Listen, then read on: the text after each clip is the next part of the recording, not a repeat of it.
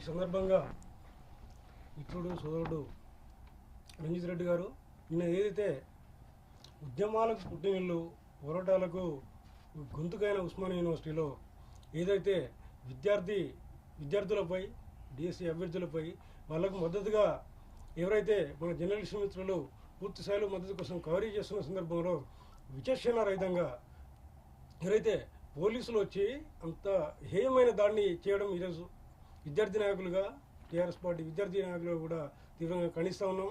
మా రంజిత్ రెడ్డి మిత్రుడు వాళ్ళకు అనుకూలంగా కూడా ఈరోజు ఈ దీక్ష తీసుకున్నందుకు మేము పూర్తి స్థాయిలో స్వాగతిస్తూ ఉన్నాం. అదేవిధంగా శుభాకాంక్షలు తెలియజేస్తున్నాం. ఈరోజు జర్నలిస్టులపై దాడి అంటే, విద్యార్థులపై దాడి అంటే ఈరోజు ప్రజాస్వామ్యానికి గొడ్డలు పెట్ట లాంటిది.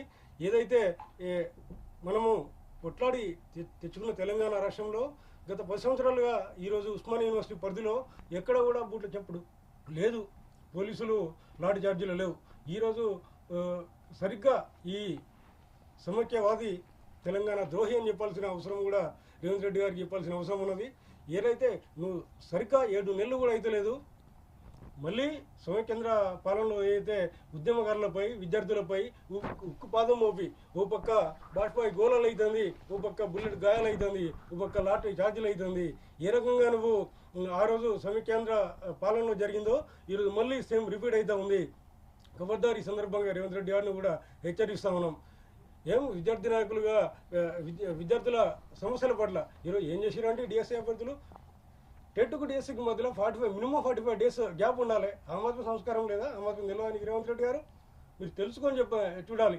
ఏమన్నారండి, మాకు కనీసం 3 నెలల టైం ఇవ్వని చెప్పారు. సముద్రం అంతా సిలబస్ ఉంది, డిఎస్సీలో 6-7 సబ్జెక్టులు ఉన్నాయి.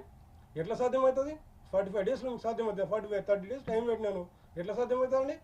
ఈరోజు రోడ్డు పైన ఈరోజు నాలాంటి నిరుద్యోగులు పోయి ఉస్మానియా యూనివర్సిటీ విద్యార్థులు రోడ్లపైకి వచ్చి స్వచ్ఛందంగా పోరాడుతూ ఉంటే టీఆర్ఎస్ పార్టీ విద్యార్థి నాయకులుగా మేము మా పూర్తి మద్దతు తెలియజేసాం. ఒక పక్క మరో పక్క జర్నలిస్ట్ సోదరులు కూడా చాలా మందికి దాన్ని కవర్ చేసే పరిస్థితి చేస్తూ ఉన్నారు.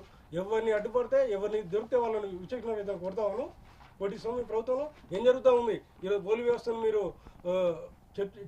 చెప్పుతో పెట్టుకునే సందర్భం కనిపిస్తూ ఉంది. ఇది పద్ధతి కాదు. మేము పూర్తి స్థాయిలో కూడా ఇదే పరిస్థితి కొనసాగితే ఏకపక్షంగా రాష్ట్ర వ్యాప్తంగా కూడా ఈరోజు జర్నలిస్ట్ సంఘాలు అవుతుంది, విద్యార్థులు అవుతుంది, వ్యతిరేకంగా మీరు పోరాడుతూ ఉన్నారు.